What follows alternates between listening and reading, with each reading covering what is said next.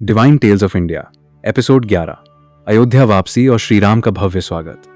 मिथिला में दिव्य विवाह का उत्सव संपन्न हो चुका था।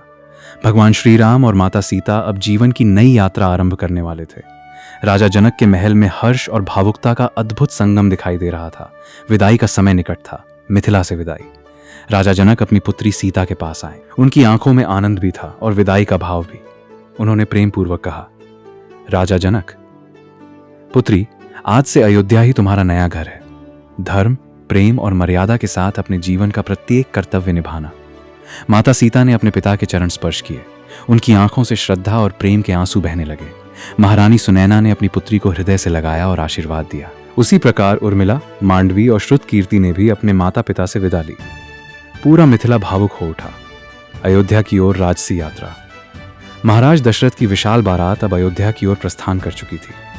स्वर्णिम रथों की लंबी पंक्तियां, सजे हुए हाथी, दौड़ते हुए अश्व और वैदिक मंत्रों का मधुर उच्चारण पूरे मार्ग को दिव्यता से भर रहे थे। जहां जहां से ये यात्रा गुजरती, लोग अपने घरों से बाहर निकलकर भगवान श्रीराम और माता सीता के दर्शन करते।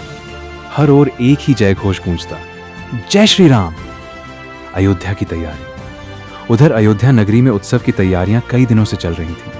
राजमहल को पुष्पों, ध्वजों और दीपों से सजाया गया। नगर की प्रत्येक गली रंगोलियों से सुसज्जित थी। बच्चे फूलों की वर्षा करने के लिए उत्साहित थे। महिलाएं मंगल गीतों का अभ्यास कर रही थीं। पूरी अयोध्या अपने प्रिय राजकुमार और नई राजकुमारी के स्वागत के लिए प्रतीक्षा कर रही थी। अयोध्या में दिव्य स्वागत। जैसे ही भगवान श्रीराम, माता सीता और समस्त राजपरिवार अयोध्या के मुख्य द्वार पर पहुंचे, पूरा नगर जयघोष से गूंज उठा। जय श्री राम, जय सीताराम।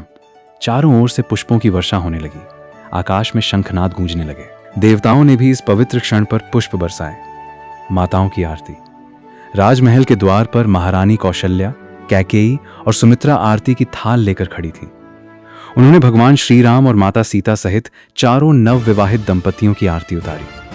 माता कौशल्या ने प्रेम से कहा, पुत्र राम, तुम्हारे आगमन से अयोध्या धन्य हो गई। माता सीता ने विनम्रता से तीनों माताओं के चरण स्पर्श किए। माताओं ने उन्हें हृदय से लगाया। राजमहल आनंद और प्रेम से भर उठा। अयोध्या में उत्सव। पूरी अयोध्या दीपों से जगमगा उठी। संगीत और नृत्य का भव्य आयोजन हुआ। गरीबों को भोजन और वस्त्र वितरित किए गए। मंदिरों में विशेष पूजा अर्चना हुई। ऋषि मुनियों ने भगवान श्रीराम और माता सीता को सुखी दाम्पत्य जीवन का आशीर्वाद दिया। हर नागरिक के चेहरे पर प्रसन्नता झलक रही थी। समापन। इस प्रकार भगवान श्रीराम और माता सीता का अयोध्या में भव्य स्वागत हुआ। ये केवल एक राजसी आगमन नहीं था। ये धर्म, प्रेम, करुणा और मर्यादा के नए युग का शुभारंभ था। किंतु समय के गर्भ में एक ऐसी घटना छिपी थी जो शीघ्र ही अयोध्या और संपूर्ण आर्यावर्त का इतिहास बदलने वाली थी। इस कथा से शिक्षा। जहां परिवार में प्रेम, सम्मान और विश्वास होता है, वहीं सुख और समृद्धि का वास होता है। भगवान श्रीराम का जीवन हमें सिखाता है कि विनम्रता, सेवा और मर्यादा ही सच्चे नेतृत्व की पहचान है। अगले एपिसोड में एपिसोड 12, कैकेयी के 2 वरदान और राम वनवास की शुरुआत। अयोध्या में श्रीराम के राज्याभिषेक की तैयारियां प्रारंभ हो जाती हैं, लेकिन मंथरा की कुटिल चाल महारानी कैकेयी के मन में संदेह भर देती है। क्या कैकेयी अपने 2 वरदान मांगेंगी? क्या श्रीराम को वनवास स्वीकार करना पड़ेगा? ये जानने के लिए देखिए divine tales of India episode 12, जय श्री राम।